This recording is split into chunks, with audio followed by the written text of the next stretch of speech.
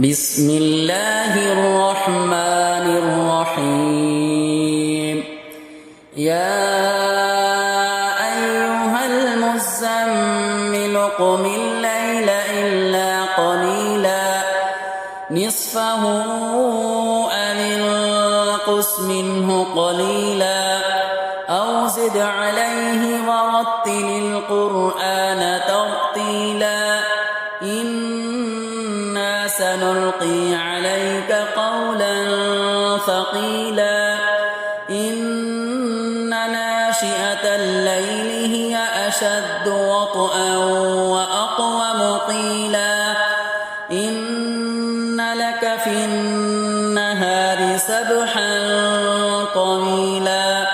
واذكر اسم ربك وتبتل إليه تبتيلا رب المشرق والمغرب لا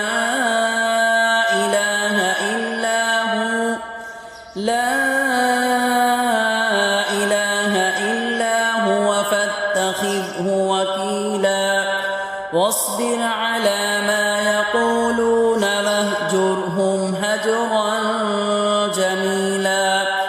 وذرني والمكذبين أولي النعمة ومهلهم قليلا إن لدينا أنكالا وجحيما وطعاما ذا غصة وعذابا أليما يوم ترجف الأرض والجبال وكانت الجبال كثيبا مهيلا إنا أرسلنا إليكم رسولا شاهدا عليكم كما أرسلنا إلى فرعون رسولا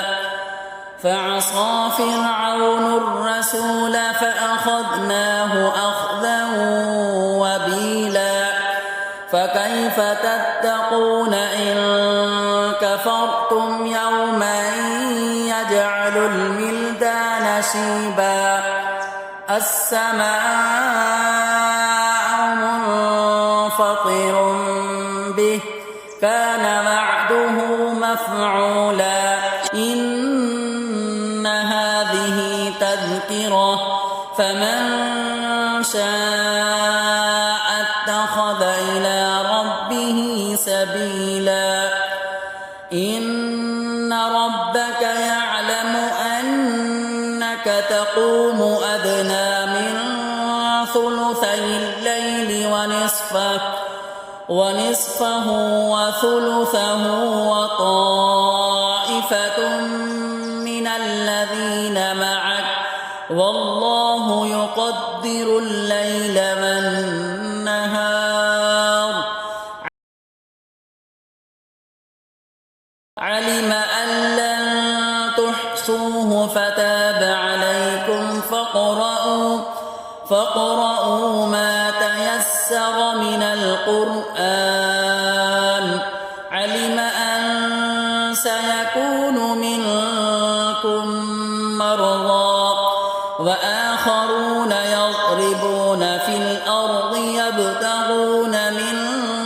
فضل الله وآخرون يقاتلون في سبيل الله فاقرؤوا ما تيسر منه وأقيموا الصلاة وآتوا الزكاة وأقرضوا الله قرضا حسنا وما تقدموا لأنفسكم من خير تجدوه عند الله هو خيرا وأعظم أجرا واستغفروا الله